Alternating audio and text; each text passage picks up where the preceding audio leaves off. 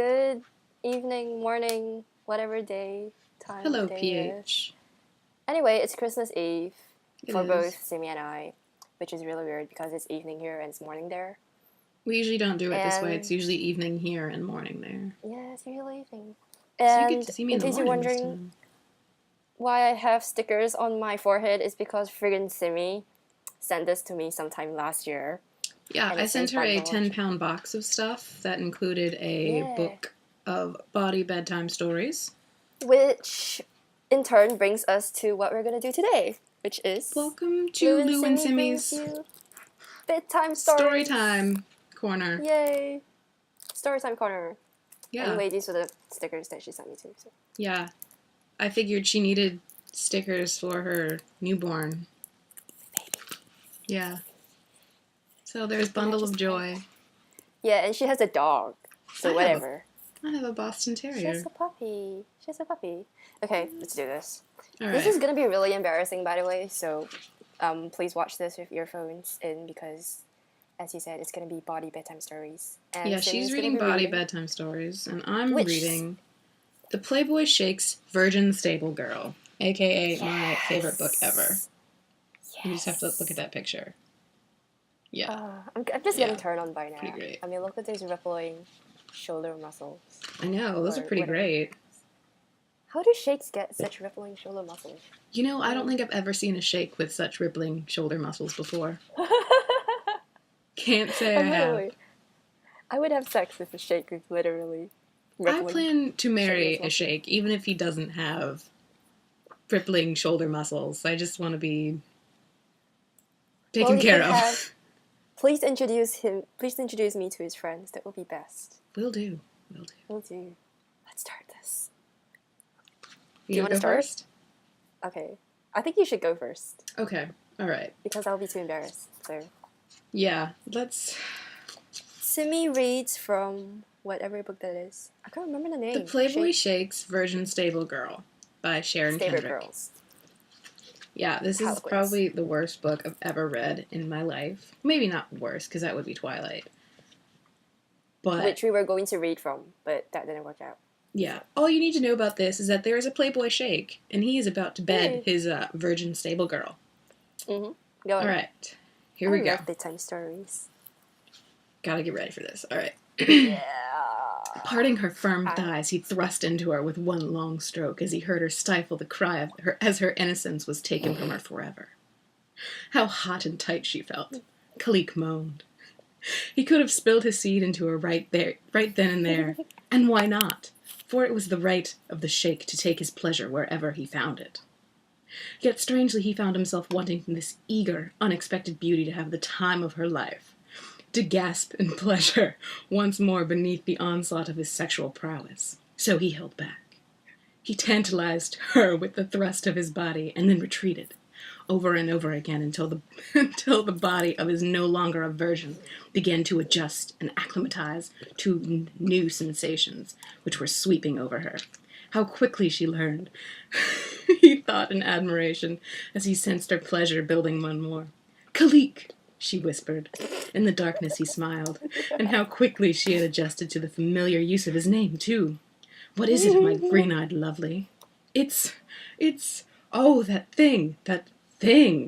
It's going to happen all over again. Your orgasm, he purred. But this time, as she convulsed around his aching flesh, he joined her, letting go completely, losing himself in a sea of delight, his body juddering as it was wrecked with spasms which seemed to go on, leaving him completely dry and gasping. Afterwards, he lay back against the heap of pillows, staring rather dazedly up at the ceiling, knowing that he should now go back to his own suite, and yet strangely reluctant to do so. She was snuggling up to him, wrapping her warm body around his, and he was usually irritated by such cloying familiarity once the sexual act had been completed. But with Eleni, he felt no such irritation.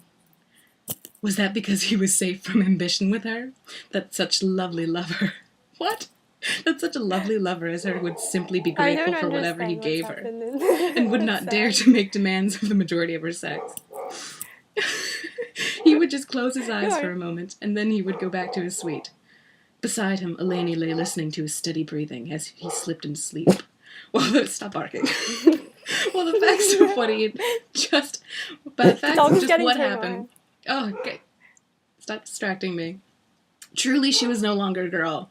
She had been made into a woman by her shake. And that was a very distracted reading. It was so beautiful. I have to tell you that my laptop is running on reserve power right now. It just You should probably hook it up to something. I had 10%. I have 10% of battery left. So I better do this quick. So yeah.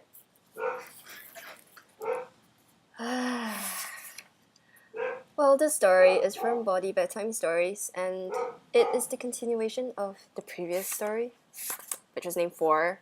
I'm not sure what it was about, but, okay. Where is it? Okay, they're entering a guest room. Oh, they had a threesome before that. Yeah. What? Start. They had a threesome before that. Oh. So now they're doing it by themselves. I mean, threesomes are way more entertaining. Should I read the previous one? I don't know. That was the one where the facial hair was rubbing up against. Oh, that one. Beard. Yeah, that one. Sounded pretty entertaining. Okay. Okay, with no hesitation, she pressed herself against him, snaked her arms around his neck, and returned his kisses with gusto. She purred. I think kissing is the best part of sex. Me too, he said, not sure he believed it. He liked to get to it. Such a guy. Marge rubbed her belly against his hardening dick, and Dan was relieved. No problem there. I think this baby wants to come on and play, she said, squeezing his cock between her palms. She quickly unzipped his jeans and parted the fly of his briefs. Her hand on his cock was heaven, and he sucked in air and gasped. Other than Paula, no one had touched him there in 15 years. Wait, what? 15 years? 15 years, literally. I don't know what's happening. Okay, it's fine. 15 years. And Paula says, ooh, your baby is quite something. I'll bet he's ready for a real workout. Why did you get undressed? And then they pull stuff off and she says, now lie down. I like to ride my men for a while. That is, if you don't mind. Mind? He was more than willing. If you don't mind. I know. Like, I mind. I totally mind. She wanted to play this as long as he got his cock into her sweet pussy. Oh, that was so awkward. It was fine with him. Actually, since Paula never wanted to be on top, this would be different and really hot. He lay on the silky bedspread, cock sticking straight up. I don't want you coming too quickly, Marge said, reaching into a drawer beside the bed and pulling out a piece of what looked like rubber tubing and a familiar foil packet. Oh my god! She wrapped the elastic strip around his cock and balls and fastened it slightly, then covered his dick with the condom. He had never used a cock ring before, but it certainly did increase the size and hardness of his package. I'm dying. Not bad. No worries about performance for him. Now things wouldn't go too fast. With obvious enthusiasm, she climbed over him, crouched above his thighs, and lowered herself onto him. And this literally, no panties. Wow! With an exclamation mark, like literally. Then she spread her skirt. Then she spread her skirt over their joined bodies. I loved the idea of secret stuff going on beneath my clothes. Using her strong thigh muscles. She must do a lot of yoga. She must. She levered herself up, then slid her sopping pussy onto him again. Head thrown back, hands playing with her tits. She raised and lowered herself over and over. His cock ached, swollen and almost painful, needing to come, yet unable to because of the ring around his dick. So he shouldn't have put a freaking ring. Oh, that's so sad. Feeling sorry for him. Watching this tiny woman bounce on his erection, hands kneading her own generous tits was incredible. She suddenly pulled her shirt over her head and unfastened her bra, then threw both articles of clothing across the room. Literally like that. Just toss Now them. her fingers pulled at her nipples. Then she leaned forward, grabbed his hands, and used them to cup her breasts. He wasted no time and pinched her nipples and squeezed a handful of breast. There's so much breast. Harder, she said. There's so much breast. With one hand, he reached beneath the skirt, still covering them, and found her clit. He massaged it lightly, and again she said, "Like that, but harder." He pressed harder, and she came, driving her mouth firmly against his groin. She released the fastening on the cock ring, and he came hard and hard, pounding into her, spurting more semen than he thought possible. So much, in fact, that some of it trickled onto his hand. He flipped her onto her back, then banged into her over and over until they were both completely spent. Ta-da! Wow, yours is a lot more vulgar than mine. I told you! Why did you send me this freaking book? Did you sent you... read it? No, I didn't read any of it. I just wrote that note in the beginning to you and then put it in the 10-pound box and shipped it for $150. Well, I'm gonna tell you, it is really bawdy. Like, Ronnie grasped my erection. That's the reason it's called Bawdy Bedtime Stories. Yeah, pretty much. Yeah. So that was story time from both of us. It was story time. Christmas Eve story time.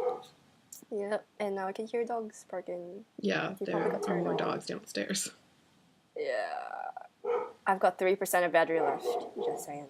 So you should probably go. Yeah. We're gonna sign off because we've finished our bedtime stories. Yeah, we finished our reading. We should Merry almost Christmas and Happy Hanukkah, which is still going on, I think. Yay! So, and I went caroling today, so that was fun. I haven't done anything. And I lost my Santa hat, which I told Simmy about. So that's it. So, Micah, if you're watching this, I do not look adorable in a Santa hat, so shut up. She's always adorable. Yeah.